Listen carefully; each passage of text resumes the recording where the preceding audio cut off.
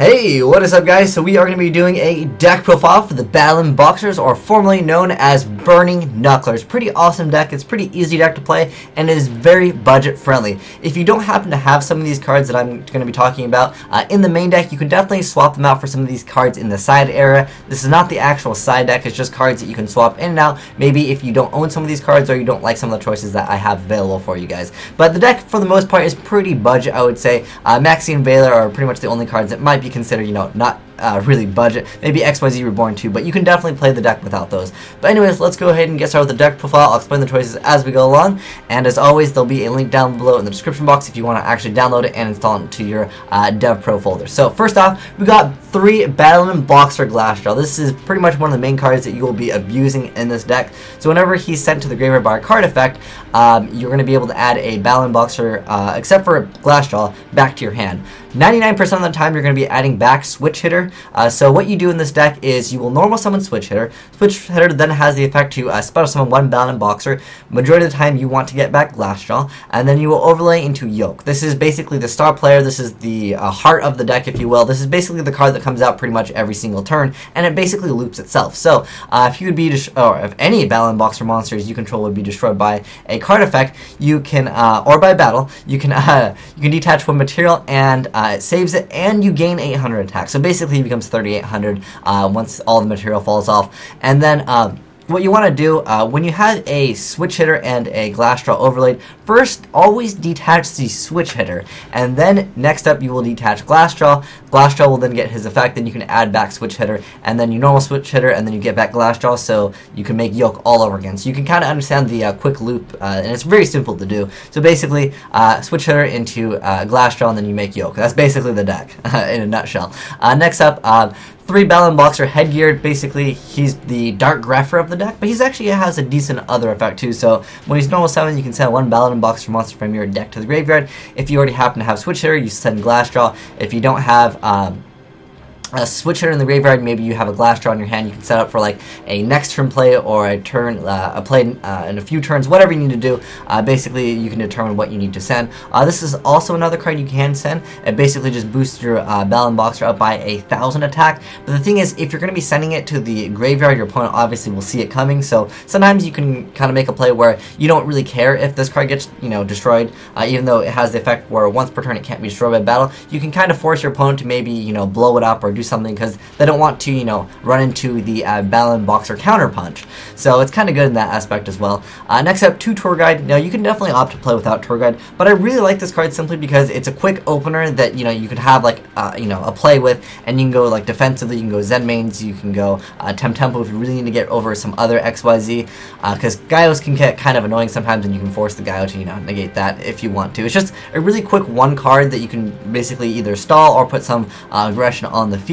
And honestly, I really like it because of Levier, because getting back the counterpunch is pretty nasty, because not only do you have something to defend yourself with, but you also have the ability to use counterpunch once again. And if Levier survives and you get back counterpunch again, it just becomes really dirty. But yeah, you can definitely play the deck without it. At one point I was playing BLS just for funsies, but honestly, Tour Guide is not a bad card in this deck simply because, like I said, it allows you to stall. Sometimes you just don't happen to have the correct Battlin Boxer to, you know, set up for the Yoke play, and it's just there, and it's pretty awesome. Next up, 3 Counterpunch. So during the damage step, basically, you can banish it from your hand or graveyard, and it gains 1000 attack, which is pretty nice. Unfortunately, you can only use the effect of Counterpunch once per turn, otherwise it could be very dirty to drop multiples of these in 1 turn, especially when your Yoke is at like 3800. Very nasty. Next up, just 2 Valor, 2 Maxi, pretty standard. 1 Reinforcement of the army because it searches out pretty much all of your monsters in the deck. Next up, Dark Hole, Foolish Burial.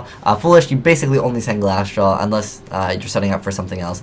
Next up, 2 Duality. The deck pretty much relies on special summoning, but, you know, sometimes you already have a Yoke out and you're not going to be special summoning because you already detached the Switch Hitter and you're just waiting for the Glassjaw to be detached so you can make a Yoke next turn. So yeah, I think 2 Duality is pretty good. 2 MST, triple Lance, just because everyone plays that 1 Compulse. That 1 Compulse is going to cause you to lose games. It really will. And Lance is just awesome because it also stops D-Prison. D-Prison is also a card that you know, some anti-meta or some slower decks are playing, and it's just a pretty awesome card.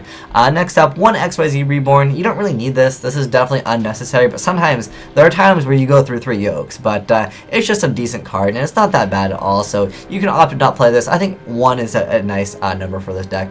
Next up, 1 Bottomless, 1 Mirror Force, 1 Torrential, 2 Deep Prison, a Compulse, 2 Fiendish Chain, because a lot of times what will happen, if you're playing against a more competitive deck, for example, say like Elemental Dragons or Mermails, they're going to be going for like Big Eye, and they're going to try to steal your yoke. So what you do is you Fiendish Chain, and you're going to be very happy after that.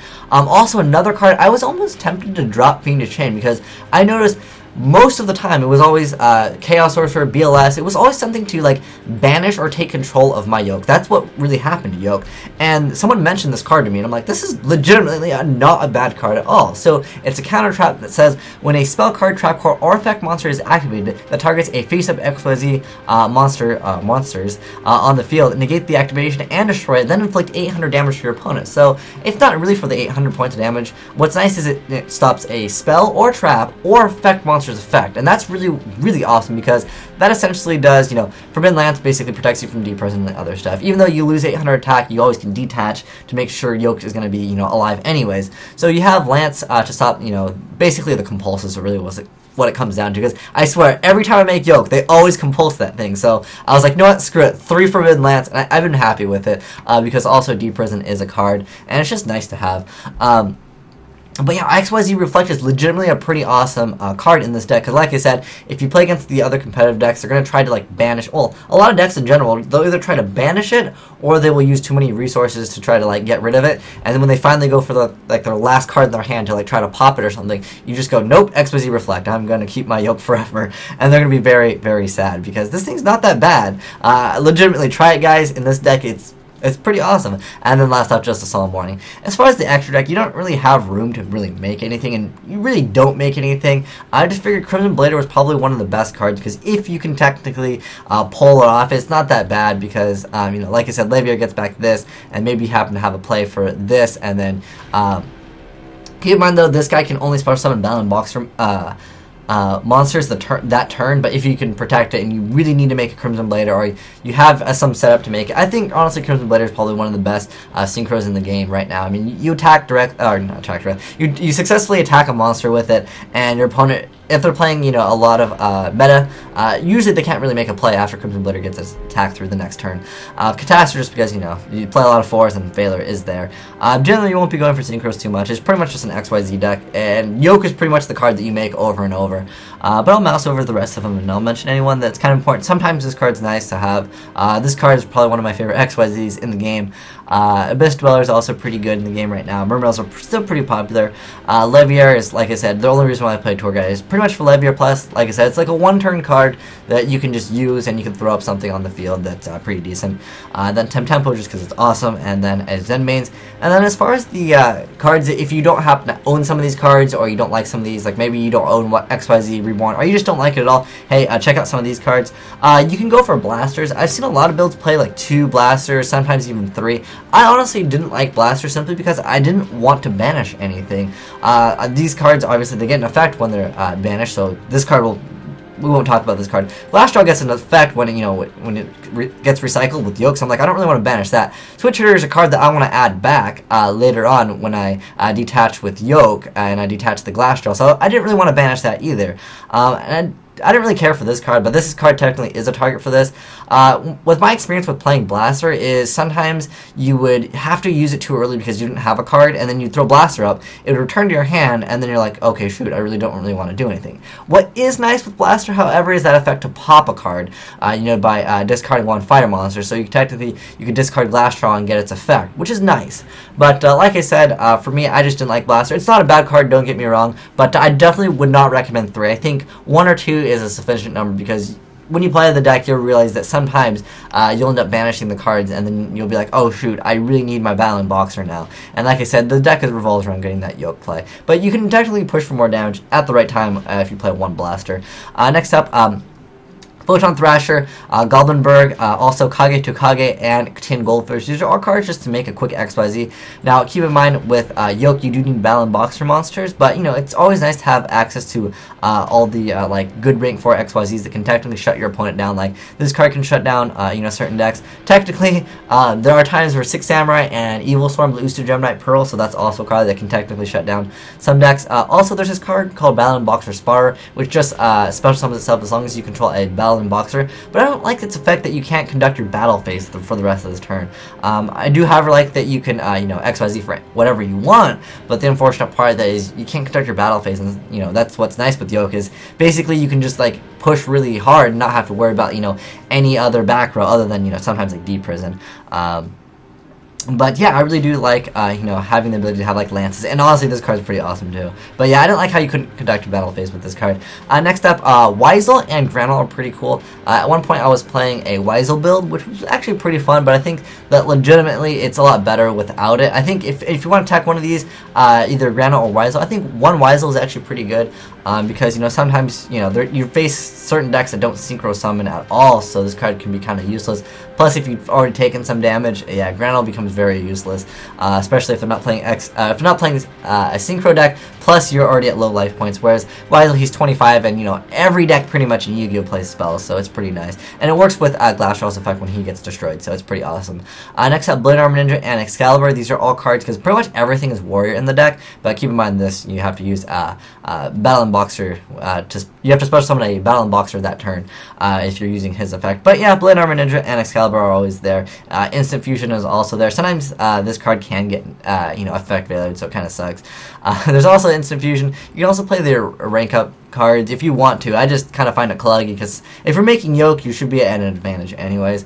This card is also pretty awesome, Warrior Returning Alive. And lastly, Book of Moon and Mirror Force. Honestly, you could probably drop this Mirror Force right here, and I would actually recommend you guys to play the book. Instead, I think I didn't hit save when I did this because honestly, the main goal of this deck is to protect Yoke, and Book of Moon will technically protect Yoke better than Mirror Force because, you know, if for example if Draco Sat comes out, yeah, good luck trying to protect. I'm not sorry, not Drake. If Big Eye comes out, good luck trying to protect Yoke because they'll steal your Yoke and they'll obviously detach, so your Mirror Force will be kind of useless.